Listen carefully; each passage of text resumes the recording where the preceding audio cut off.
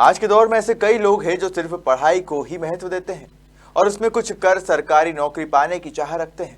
लेकिन आज हम आपको एक ऐसी खबर से रूबरू कराएंगे जिसे देखकर आप भी अचंभित रह जाएंगे। जहां इंजीनियरिंग की पढ़ाई छोड़कर एक युवा ने खेती को अपनाया और उसमें अच्छा मुनाफा कमा रहा है।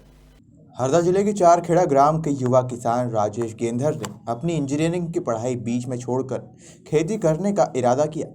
राजेश ने छत्तीसगढ़ के रायपुर जाकर हार्टिकल्चर यानी उद्यानिकी खेती की जानकारी ली और उसे अपने खेत में करने का मन बनाया। लगातार नवाचार करते रहे आज राजेश ने अपनी 30 एकड़ जमीन पर अदरक, हल्दी, शिमला मिर्च, टमाटर, तरबूज आदि की खेती वैज्ञानिक पद्धति से कर रहे हैं।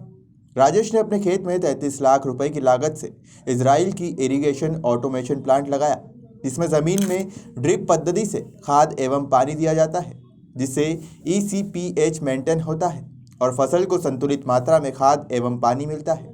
इसी कारण फसलों में रोग नहीं लगता और अच्छी पैदावार मिलती है। मेरा नाम राजेश गुजर है। मैं चारखेड़ा हरदा जिले का गांव है जहाँ का किसान हूँ और 30 एकड़ भूमि मेरे पास यहाँ पर है। अभी आपने भूमि में क्या क्या उत्पादन किया है? अभी हम भूमि में मतलब हार्टिकल्चर की फसलों में हम मिर्ची, टमाटर, अदरक, हल्दी और तरबूज जैसी कुछ क्रॉप, करेला वगैरह भी बीच में लेते हैं। मतलब ऐसी कुछ क्रॉप ही बस हम लगाते हैं। टोटल आपने 30 एकड़ में यही लगाया? हाँ, टोटल 30 एकड़ में हमारी वेजिटेबल ही है। आपका ये जो कंप्यूटराइज सिस्टम है, ड्रिप सिस्टम है, इसको आपने कहाँ से इसकी प्रेरणा ली और इसको किस टाइप से आप यहाँ पे जो कंप्यूटराइज सिस्टम है इसे इरिगेशन का ऑटोमेशन बोलते हैं। ये एक्चुअली हमने नेटाफिम कंपनी का लगाया और इसकी प्रेरणा हमको रायपुर छत्तीसगढ़ में विजिट पे जाते रहते हैं किसानी देखने के लिए। तो वहाँ से हमको वहाँ के किसानों के पास लगा हुआ था और वहाँ से उनसे पता लगा रहा है कि इसका क्या फ़ायदा है क्या नहीं है। तो उनसे सीख के फिर हमने अपने फील्ड पे लगाया।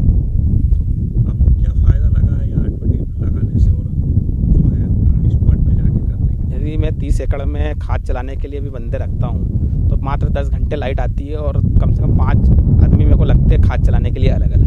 अभी मेरे को कोई भी आदमी की ज़रूरत नहीं, इसमें मैं खुद मैनेज कर लेता हूँ, प्रोग्रामिंग में बना देता हूँ, मशीन अपने हिसाब से काम कर देती है। इसके अलावा इसमें नपा तुला खाद जाता है जिससे मतलब ज़मीन भी ख़राब नहीं होती और पौधा भी अच्छा ग्रो करता है। मतलब कम खाद में अधिक उत्पादन भी ले रहे हैं हम इससे। इसमें ECPH मेंटेन होता है जिससे कि ECPH का बहुत बड़ा महत्व है खेती में। pH अच्छा रहेगा तो सारे न्यूट्रिएंट्स पौधा आसानी से ले लेता है, तो उसमें उसको ज़्यादा दिक्कत नहीं होती मतलब भोजन लेने में। अच्छा, इससे को बारिश और गर्मी में या ठंड में जैसे सप्लाई करने में किसी प्रकार की कोई दिक्कत आती है? नहीं, ये मशीन क्या है, देखो एक बार आदमी को दिक्कत आ सकती है कि ज़्यादा ठंड पड़ रही है तो रात में उठ के काम नहीं करेगा। पर मशीन क्या है, मशीन तो ऐसा है कि उसको ठंड, गर्मी या बारिश से कोई दिक्कत नहीं है। जब चाहोगे जब उसका काम वो अपने प्रॉपर तरीके से करेगी। इसका प्रोग्राम कैसे बनाया जाता है? इसका प्रोग्राम 2 बेस पे बनता है। पहला होता है टाइमिंग बेस पे और दूसरा होता है वॉल्यूम बेस पे। टाइमिंग बेस पे आप टाइमिंग डाल दो कि इस प्लॉट में इतने घंटे हमको पानी चलाना है, और वॉल्यूम बेस पे ऐसा डाल सकते हैं कि हमको इस प्लॉट पे इतने लीटर पानी। Byte Rajesh Gendar VO। राजेश ने शुरुआत में रेशम और मधुमक्खी पालन के बाद केला और अदरक की खेती की। इनमें अच्छा मुनाफा होने पर लगातार रकबा बढ़ाते रहे। आज वे 30 एकड़ में हल्दी, अदरक, टमाटर, शिमला मिर्च आदि का उत्पादन करते हैं और हरदा ही नहीं, भोपाल, जबलपुर, इंदौर, दिल्ली जैसी बड़ी मंडियों के अलावा नेपाल से भी खरीदार आते हैं। राजेश इस वैज्ञानिक पद्धति से खेती करते हैं तो मजदूरी कम और समय भी बचाते हैं, जिससे वे अपनी 30 एकड़ ज़मीन से 300 एकड़ ज़मीन के बराबर उत्पादन करते हैं और लाभ कमाते हैं। राजेश चाहते हैं कि उनसे प्रेरणा लेकर कुछ और किसान भी इस तकनीक को अपनाते हुए उन्नत उद्यानिकी खेती करने लगे तो इसे विदेशों तक अपनी फसल बेच सकते हैं। प्लांट लगा रखा है जिसमें इरिगेशन प्लस न्यूट्रिएंट्स जो है फर्टिगेशन पूरा उसी प्लांट से वो करते हैं और उद्यानिकी में मुख्य रूप से उसका उपयोग करते हैं। वो उद्यानिकी फसलें उन्होंने लगाई है और खेती को लाभ का धंधा बनाने के लिए और कृषक की आय दोगुना तिगुना करना अगर है तो हमको जो है परंपरागत कृषि से उद्यानिकी पे आना पड़ेगा, क्योंकि उद्यानिकी कैश क्रॉप है और उद्यानिकी में आय भी अच्छी होती है। आजकल जो है पॉली हाउस में तो सब्जी उगाते हैं किसान भाई हमारे, तो वो कंट्रोल्ड सिस्टम में पूरा उनका जो है कल्टीवेशन होता है और समय के हिसाब से और मांग के हिसाब से उसमें वो जो है उत्पादन कर सकते हैं, जिससे कि बाजार में उनको अच्छा मूल्य मिले और अच्छा लाभ मिले। सर, किसान से बात होती है हमने तो उन्होंने कहा था गेहूं और चने सोयाबीन की अपेक्षा मुझे इससे 10 गुना ज़्यादा फायदा है। तो क्यों ना अपन किसान को जिले में और भी इस टाइप से वो करें ताकि वो भी उन्नत खेती करें और लीक से हट के खेती करें जिससे फायदा हो।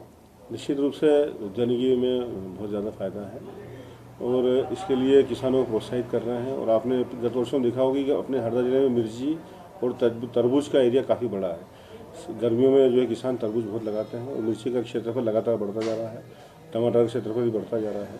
तो इस ओर कृषक जो है डाइवर्ट हुआ और जहाँ जहाँ किसान गोष्ठियाँ करते हैं, अभी हमारा कृषि रथ चल रहा है, उसमें भी किसानों को हम समझाई जाते हैं कि इंटीग्रेटेड फार्मिंग सिस्टम अपना है, कृषि भी हो, उद्यानिकी भी हो, पशुपालन भी हो, अगर हो सके सामाजिक रूप से अलग हो तो मत्स्य पालन भी करें, उसमें बहुत अच्छा मुनाफा मिलता है।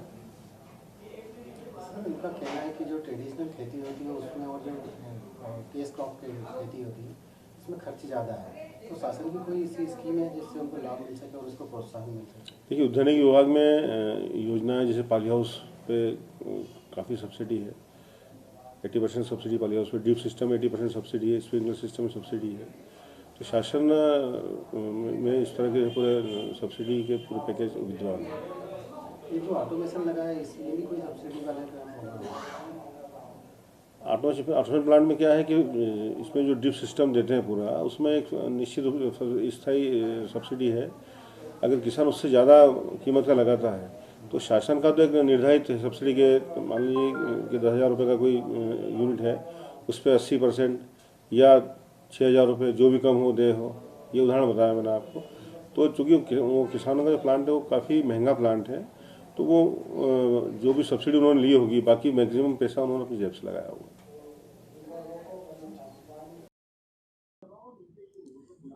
एक तरफ जहां किसान लगातार एक जैसी फसल का उत्पादन कर जमीन की उपजाऊ को खत्म कर अपने लिए मुसीबत खड़ी कर रहे हैं, वहीं दूसरी ओर युवा किसान आधुनिक पद्धति से खेती करना सिर्फ कृषि को लाभ का धंधा बना रहे हैं, बल्कि अन्य किसानों के सामने भी एक उदाहरण पेश कर रहे हैं। हरदा से कपिल घाटे की रिपोर्ट।